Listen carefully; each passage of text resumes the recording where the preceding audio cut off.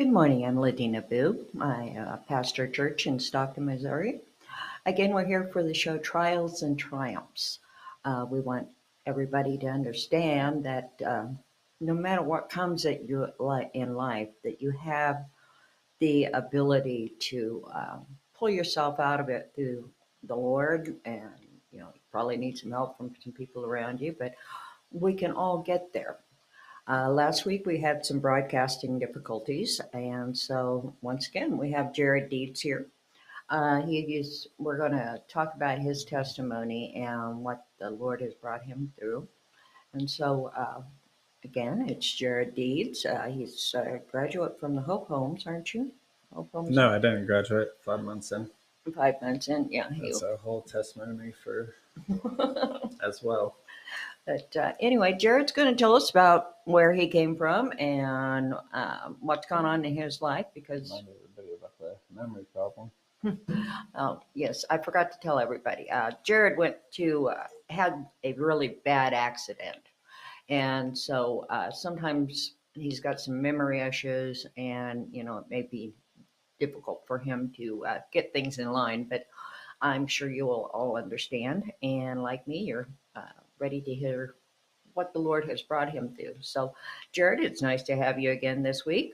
Glad to be here. And you live in Stafford, Missouri. Stratford, yep. Missouri. One of the small towns I have not been through. But anyway, why don't you tell us how you got here and, what's gone on in your life and how the Lord has brought you through those things. Yeah, so before I begin, I just want to remind everybody, Mark 11:23, it's just don't forget to block yourself, or rather, don't forget to let that mountain be moved so you don't block yourself. We all face a mountain, a trial, and a difficulty. If you just, believe that piece of scripture, Mark 11:23, you just cast that mountain aside and, just go for your next mountain. So I'd like to start at the same point I really did last time. I felt that was pretty smooth. Um, I started out back in Washington State. Um, Everything was good, of course, before I fell into addiction and drugs and, selling. Before I had all these problems in life, I guess you could say the non-saved version of me was in Washington State working at a casino. And I had at the time been recently hired during the winter for a casino position, and I had found that it wasn't long working at that casino that I started making the wrong choices, and I ended up, of course, selling meth, but not using it at the time, which inevitably, thanks to mistakes that I had made, I ended up becoming down into this mountain I went, or a hole, I should say, down into this hole, and it was not good. Um, the worst part about falling is you don't know how far you're going to fall. So as I became a seller, it was easy to sell the drugs and go to school full time and work at the casino, and all these things led to a pretty good income. $5,000, $10,000, sometimes higher per week or sometimes per day, and eventually that was what with sin helped me lead me to the wrong thing. Now, did you find the alcohol and the drugs? I mean, not the alcohol and the drugs, the gambling and the drugs seem to bring out more of the drug addicted people or the ones who soon became addicted? Absolutely. It was only so long I really I was able to hold it off before it infected me. I used to be able to gamble all night on somebody else's money all day. I mean, I'd be at the casino 3 days straight without having gone home to sleep. Um, and living off somebody else's money, duck out the door for a quick sell, whatever it would be, sell some drugs, go back in, gamble again, and just keep that vicious cycle going. Eventually, the cycle, in my terms of how I see it, eventually the sin will cause you to just fall. You get tempted so long, you only get tempted by something for so long before you literally will, well, okay, it's in my life every day. Well, why can't I use it? Why can't I do this or that? And before you know it, you're stuck in this position. You become the drug user. You become whatever it is in front of you, and that caused me to essentially fall. Mhm. Uh, so I got into those drugs that I was only used to sell, and ended up getting pregnant with uh, I guess you would call her before, but she became my wife. We used to be in the lifestyle. For those that know what that is, you know what that is. And after the lifestyle, we ended up getting married, but of course we had a kid, and that's what kind of sparked that conversion in the relationship. It went from one thing to the next thing, but it was brought about because of the kid. And I had got her to use with me too, and so it started a rapid decline from where we used to be up on this, doing really good, and then it declines, and before you know it, it starts just bottoming out, and you're hunting for gas, and you need food, and you need your drug fix, you need everything that you need, the women, everything, all of that stuff just takes on you, and the more you get into it, the more you quickly just fall and start doing the same. You know, you start doing worse things than you did last time, and it's just a progression that just never ends. And sure enough, it didn't end, and eventually it cost me. Well, in part due to the weather and my own ignorance, I ended up losing the position at the casino, and everything started slowly cascading down, and I started losing these things. And then what used to be such a, you know, I saw at the time a good thing, making so much money was actually a negative thing, because, sin is sin, and it just leads you to the same inevitable end. And so that led me to start getting hunted by the police every day, started getting me pulled over, searches, and drug dogs and everything else, and they're trying to find what is hidden. Thankfully, I never actually had to face a drug dog, but the threat was always there. The threat of weapons and knives, guns, all that stuff was a reality that I faced often. Um, It's not the easiest of lifestyles when you have the police watching you and you have other drug dealers and you have addicts and so forth. exactly, because each one is looking out for themselves, and so there's a betrayal in that people also, even those that are using, will tell on you to, of course, get themselves out of trouble, which is what happened to me. So that's what got me on the police radar in the first place. So then the police were, kept hunting for me. Every time I go through a town, but here come the lights, boom! It's time to deal with that, and you're just like, oh, here we go again. Yeah, it gets By the tiring when they stop you all the time, doesn't it? by the grace of God, though, they never found them, nothing more than, I believe it was a 20 sack and a couple of pipes a couple of times, and I beat all the charges because of the way the police officers didn't conduct the search. I was able to naturally legally talk myself out of every situation. So I never actually been officially charged with any kind of drug thing. Beat them all.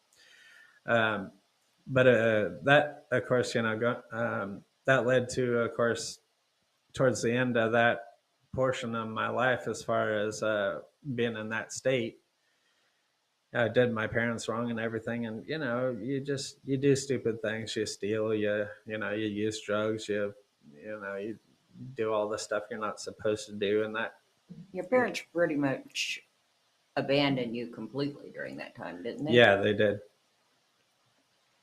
I know we talked last time about how you said, they just cut you off.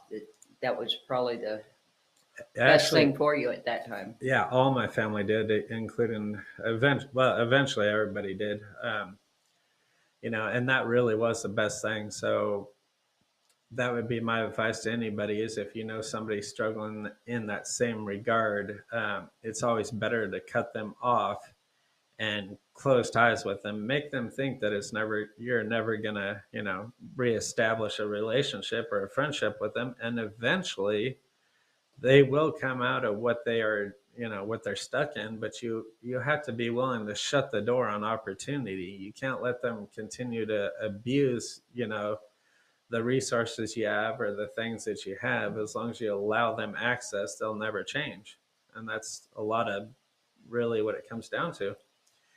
And so we ended up having a kid together, and she turns 7 here, and 6, 3, 15, so it's getting pretty close. When you get pregnant with a kid, it changes your whole perspective on life and your whole perspective on what you need to do. And so, of course, with the cops on the door, so to speak, being, living out of our car, we lived in this Mustang. And of course, that was the downfall of that continual progression. And we ended up deciding, well, maybe we better get out of here. We're going to have to start fresh.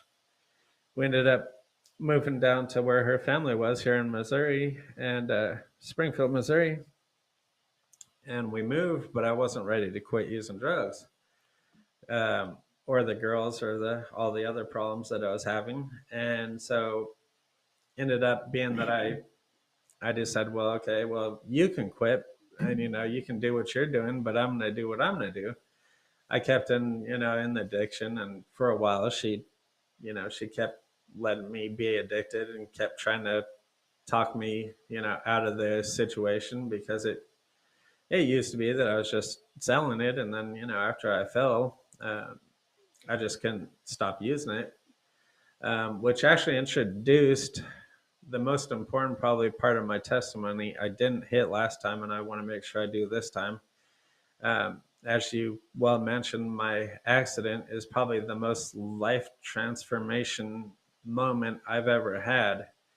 It took me actually down into my addiction, because it's actually where my testimony comes from an active 10-year case of fighting with doctors just to find a diagnosis, find a treatment plan, find some way to help get me out of pain. I lived on with fibromyalgia like you have, lived but I didn't know what it was at the time. And this was back in 20 years ago. This was state of the art, stuff. Nobody even knew what that term was. We didn't know what fibromyalgia was. We didn't know how it was brought about. We didn't know the conditions. So I had such a severe level. It put me on the floor for days at times, where, you just can't get up off the floor. You can't go to the bathroom, just all these problems eventually led me to a point where a doctor said behind closed doors one day, he says that, have you tried illegal street drugs? And I said, well, no, why would I do that? He says, well, methamphetamine will, not cure your pain, but it'll take away your pain, make it more tolerable. And so, What a depressing thing for a physician to say. yeah, behind closed doors. And so,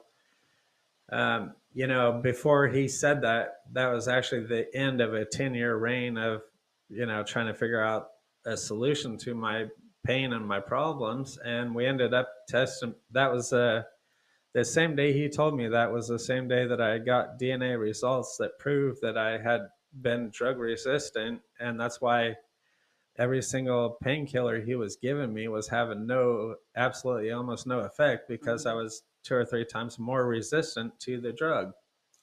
But he said, and that's also where he said, you are so resistant, but methamphetamines will actually naturally help with my pain, even though I'm drug resistant on such a high level. Yeah. Well, methamphetamines messes with your dopamine levels in your head, and just makes it uh, more prevalent. And but it's also the thing that makes it so addictive. Yeah.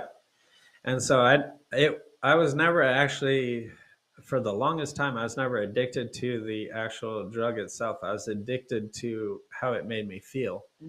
And that's really what I think a lot of addiction comes down to. It's you're loving the feeling, not the actual drug itself, but you love what the drug brings you. Hmm.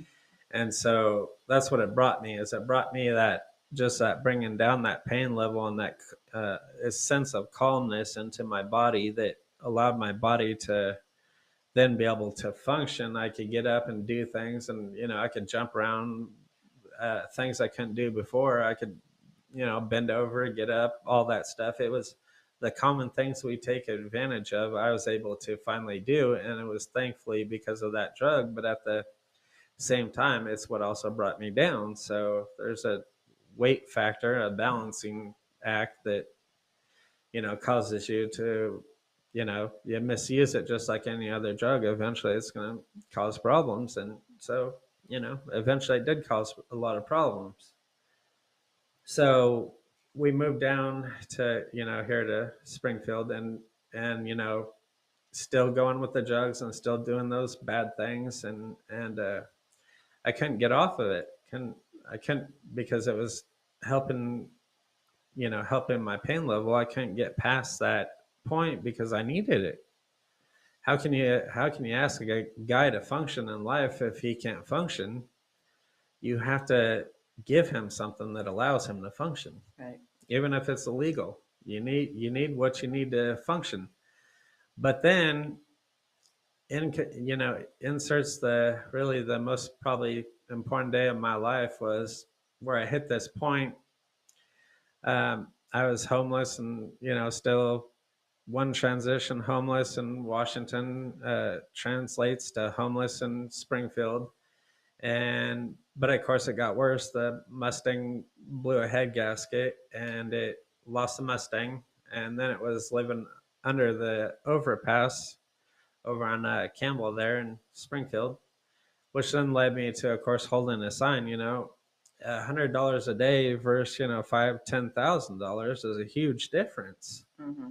And that led me to, of course, you know well, that was, even though it wasn't big money, it was enough money to get what I needed. And then of course, I'd stay in that process of the drugs, the women, the homelessness, the flying the sign, making your money that way. It's just a repeated cycle of just sin and evil. And so eventually the now wife turned her back on me, which led me to realize that about a year later, out out comes daughter Angel, and I'm still using drugs, and she turns her back on me. And then you know about another year passes, and maybe a year and a half, and I start going, well, maybe I need to start rethinking things, and I start trying to do better. I start trying to come up out of this thing. Now, And I was your wife using drugs while she was pregnant? No, she didn't use while she was actually she did it a couple of weeks before we knew she was pregnant. Then she stopped using. Well, that's good. I didn't want your daughter to have any issues when she was born. There was some effect because of the drug still has, even though it's methamphetamine, still has a residue and other things that stay around. So there was some effect to her, and the fact that she did use for a couple of weeks before, 2 or 3 weeks before we even knew she was pregnant. So there's that. Um, but eventually she stopped using, and I wouldn't stop, and that of course led her to eventually turn her back on me. And by now, this enters the point where all my friends, all my family shut the door, and they wouldn't give me money, they wouldn't help, they wouldn't do anything. You know, they wouldn't even talk to me. And again turned out to be the best thing ever for my life. And then, of course, living under those streets, literally, I was under that Campbell Street. There's a huge tunnel I lived under, and one time I was getting high there, um, and then I just had this overwhelming sense of uh, not just depression, but a yearning for something more. And so then this is the point where God came in, but I didn't realize it was God. I started praying about this whole if there is a God thing, man, I'll just serve you the rest of my life. Get me out of my problems. Save me. And the answer didn't come right away. And about three days later, I was sitting in the dealer's house getting high, and this of course introduces the raid I told you about last time. And I'm sitting there and God speaks to me, and the only time I ever heard God like audibly, like he's right in front of your face or something.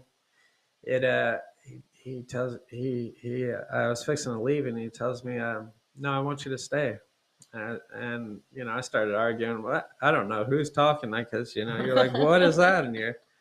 And at first I didn't realize It's it was like, these are God. different drugs. Okay. Right, different drug. I must have took something that's really good.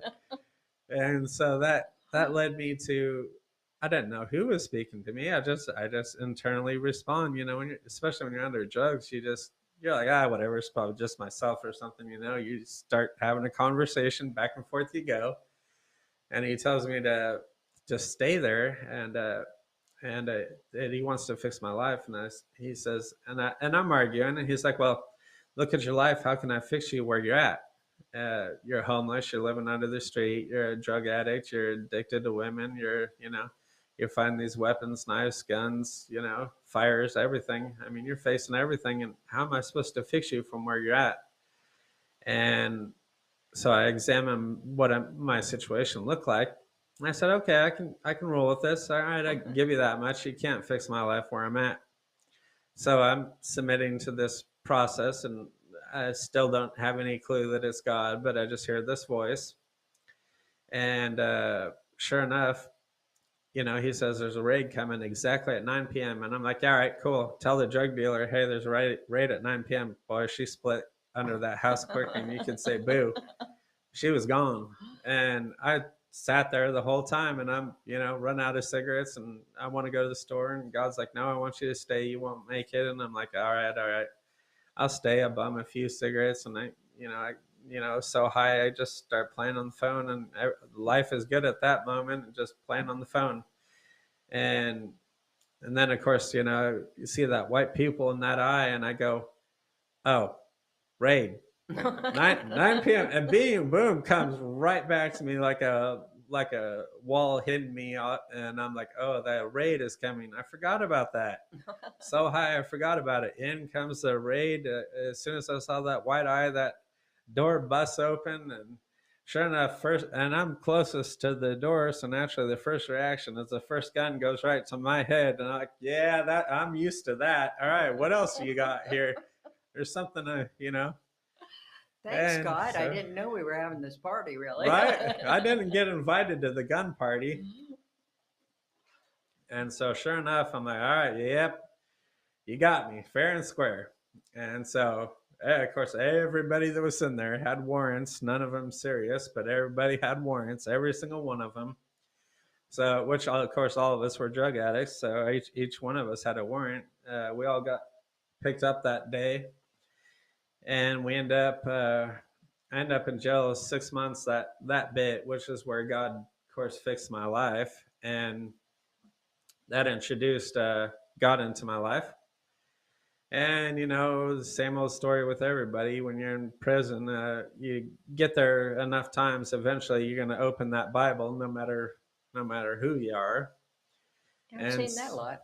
yeah, so I got there and I opened that Bible, and I start, maybe there is something to this God thing, and I dug in, and I realized it was about 2 months in that, yeah, about 2 months in, I had, that fibromyalgia that was keeping me really as a drug addict I had prayed about this for a few times and believing God would just take this away. And all of a sudden one day it snapped. Like there was a whole change in the whole process. I completely missed the door on this thing. Um, I'm thinking I'm going along and prison life is not great. Everybody knows that there's guns, knives, or rather not guns, but the knives, the shanks, the fights. There's all sorts of things that are, always there. And there's, And the hooch they make in there, oh, you know. not in Greene County, but but apparently everywhere else, yeah. Oh, yes, I've dealt So with a lot of prison people. Okay. They're all and great. so yeah, and the constant uh, inspections by the cops and everything, and the whole betrayals and backstabbing, and starving really is what I would say that place is like. Is you're always hungry because they just never give you enough food, and so that of course was a highlight of finding God, and the whole point of he as I realized one day I'm in this environment, and all of a sudden it, like I said, it hit me like a wall. I didn't even realize it before. I was out of pain. I did not realize it. There was just this transition, and it took me probably a week to realize that I am not in pain. You're not suffering anymore. I'm not suffering no more. I was able to start doing, I kid you not, I was able to start doing push ups and everything. And I started to do sit ups, and I was doing all this stuff. And it was actually starting to get me in shape. And I mean, I lost over 30 something pounds. Of course, I put it back on, but I mean, I was starting to get in shape. My muscles were starting to get big. And I mean, it was starting to come around. I'm like, man. And then I started getting addicted to this weightlifting, doing the stuff on the, push-ups on the floor and everything, sit-ups, everything you could do to just keep yourself busy, read the Bible, pray. And that of course was the beginning of what I consider the best part of my life, is just having God there. I was in jail, but jail, despite all its negatives, was actually a good reinforcement to helping a person change your life, because you're forced to engage with all the stuff that you're doing wrong. And And that they want you to, you know, reflect on what you've done and how you got there, right? it's really all about reflection, and time to give you time really to fix your life, to start putting things in order. But you have to take advantage of it. You can't just waste it. And so now that we've taken away the reason I was on drugs in the first place, there wasn't um, there was a portion in my life where I was actually addicted to the actual drug itself, but that was such a short-lived progression, like less than 6 months. I was really addicted to the feeling, and how it helped me get out of pain. Mm-hmm. Now, once you take that away, which is the important part. Once it's gone, I didn't need that drug no more. And Right. once you took away the need for the drug, it was pretty easy for God to go and fix my life, because we've solved the root problem of why I was using. Right. Once you solve the root, the branch withers away. And so that, of course, when he took the pain away and cured my fibromyalgia, it immediately changed my life. I didn't have to rely on drugs to sustain my body movement to help me get up and function every day, which of course naturally led me to uh, doing things the way that I should. But I had to get back on track, because I'd been in addiction and doing things wrong for so long that I forgot what doing right looked like. Yeah. And so God had to retrain me step by step and lead me out of the addiction and out of the problems and into the stuff that I used to know, having a home and, family and things and those things. He had to retrain me on everything, because you get so lost in your addiction and your problems. You had a family unit, and they ended up shutting the door because of your drug addiction. And so now and you've been living on the streets, you've been living in tunnels and all this stuff. So, you have to learn how to go back to living a life that most of us live every day, right? Yeah. Learning how to communicate with people without the drug Yeah. influence. There's a process, because that's one thing you'll realize is that, when where you've been, where I've been, you will forget everything from where you started, and it's all about where you're at, and all the stuff beforehand, you don't even remember. You don't even know how to live that life. It's a process that's long gone from you. Mm-hmm. And so, of course, after I had got that, fixed, it was then, okay, now God's leading me step by step into fixing it and fixing my life, which of course led me after jail to start doing the right thing. You know, working and become a pastor, which I graduate this fall. Working to reunite with my family and those things that were happening, which brings in the Hope Home of the Ozarks, FCC church there. I actually had it so God supernaturally closed every single door except for the Hope Homes of the Ozarks, because that was restoration. And if I had gone to any other program, I would have been at the egg farm doing this egg thing, or some other place that has a agreement to hire felons and convicts straight out of jail to help give them a chance to fix their life. So they'll put aside your money or things that you earn, and you only get enough to live on, and the rest they'll tuck away for you, and you get it like a check after you complete the 3-month program or whatever it is. And so God supernaturally closed every door. I didn't, even though I qualified, God wouldn't let me through the door. It kept being a no, no, no, no. We're not going to accept you.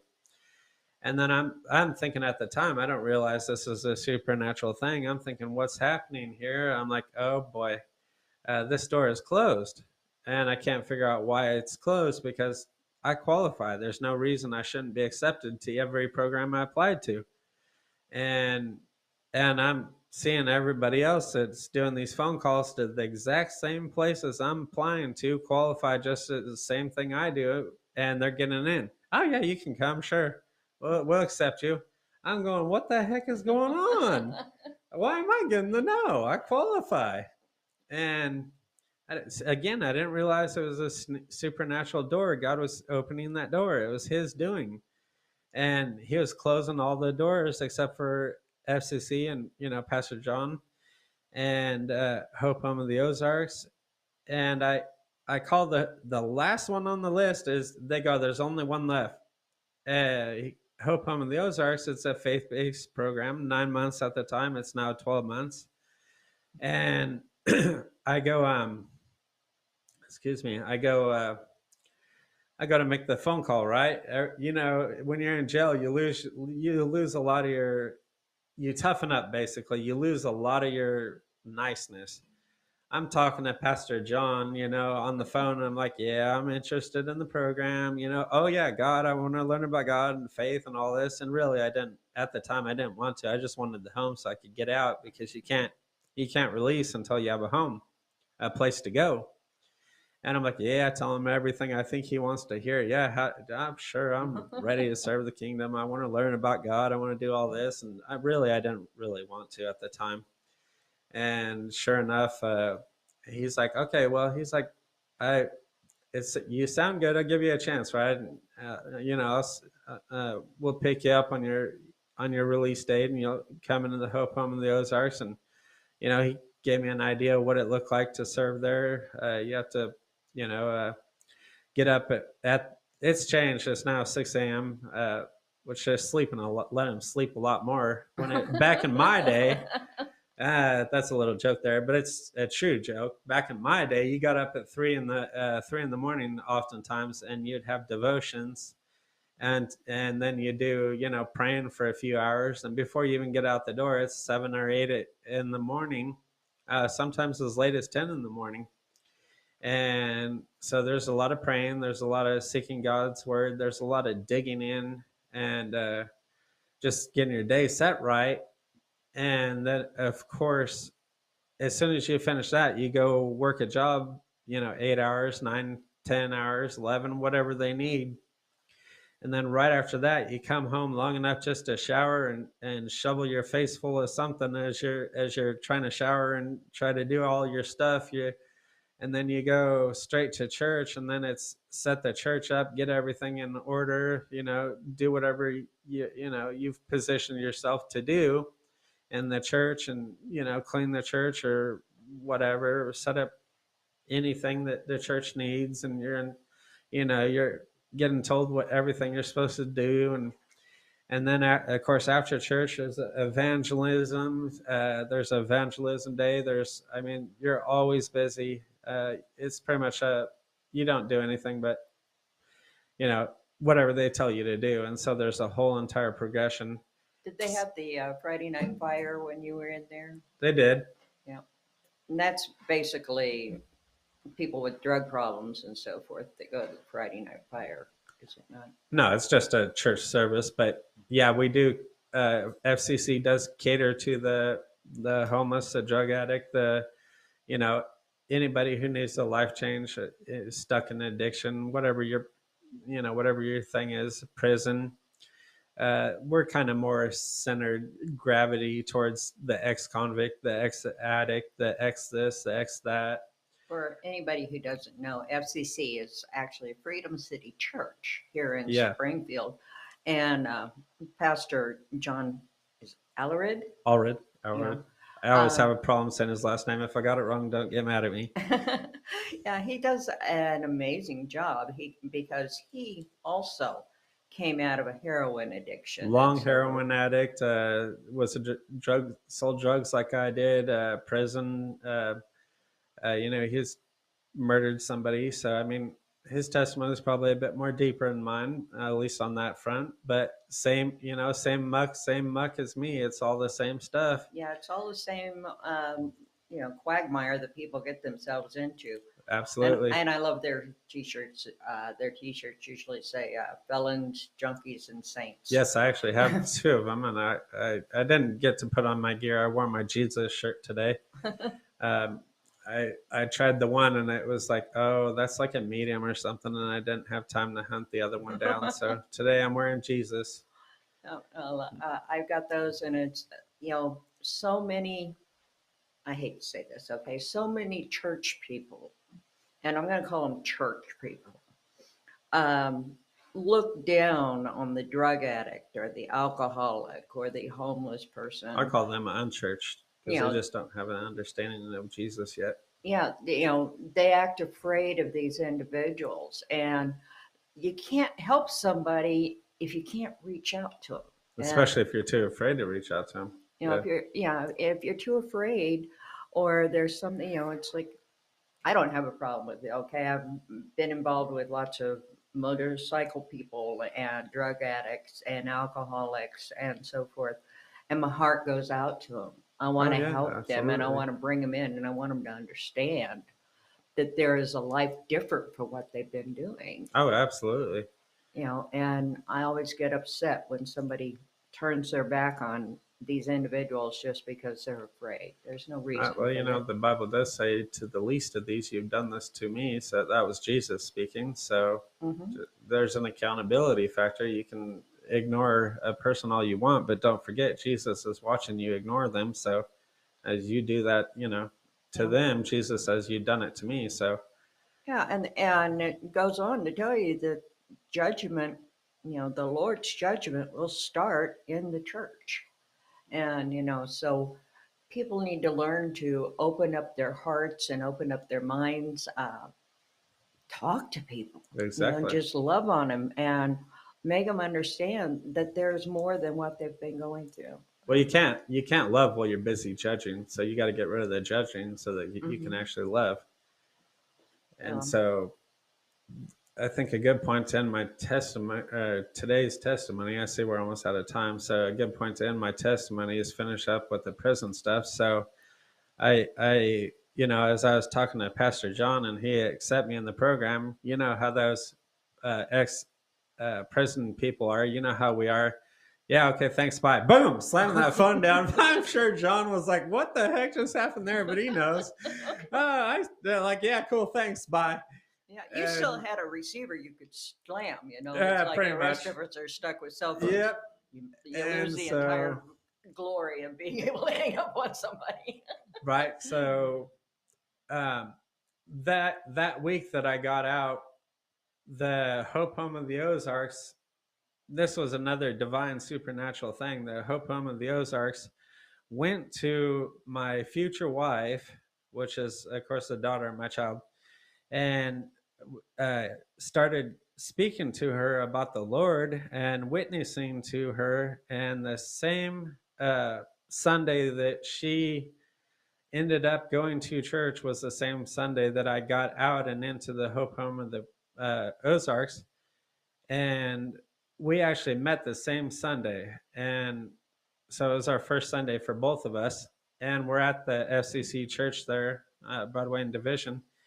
And of course, I didn't know she was going to be there. So I had been writing her emails or writing her letters. Hey, I changed. I'm doing this God thing. Give me another chance and all this stuff. And she's like, well, I don't know, but I mean, you have turned to the, if it looks like your conversion to God is genuine. So I'll give you a chance. We'll see how this works out. And so that ended up God supernaturally arranged for that, and we both end up in church on Sunday, and I'm going, well, look at God work right there. There's my family, my daughter, my future wife. We're at church, and I'm doing this Home of the Ozark thing for 5 months. I stuck it out, and I was only 4 months from graduating, which actually introduced, here's the kicker: meth fire. uh, John B. Hughes had a meth fire, of course, because somebody done screwed up making their drugs, which I've done before. So, I mean, I can speak from experience. When you screw it up, you screw it up. I had mine turning into the molten lava thing, and we're like, oh boy, it's about to get serious in here. So, when you start seeing the molten meth turn molten, you're in big trouble. So we introduce ice and water, and we're trying to cool this thing down and keep it from becoming an actual fire. John B. Hughes actually wasn't able to do that. There's a small fire, and that introduced me to continually keep seeking God. And we're like, okay, well, God keeps telling me I can leave the program, but everybody else was saying, no, you can't, because God doesn't do this. God doesn't go back on his word. God doesn't this. And I'm like, yeah, that's not what I'm hearing from God. So I went with what I was hearing from God. And it turns out that I was right. And so God gave me the okay to leave the program. I ended up moving in with the future wife and my daughter. And that's where, that family restoration came in. And so I think that'd be a good point to end right there. So we Yeah. know where the testimony is. Okay. Well, we're going to continue with him next week. In the meantime, I do want to put out a reminder there. I don't think anybody heard it last week. I've had a few young men that I know die here recently in the Kansas City area. They purchased marijuana and it was laced with fentanyl. And one boy was lucky enough to have someone there with Narcan. The other boy just died. And I want everybody to be very careful, especially up there. You don't know what you're getting when you're buying drugs. So Any please drug, be meth, careful. yep, meth can carry fentanyl as well. Any drug can, heroin, they can put anything in anything. So just, if you're a drug addict, just be aware, because it's going to happen. Yep. So anyway, everybody be blessed. Have a good week, and we'll be back here with Jared next week. Thank you And so move the much. mountain.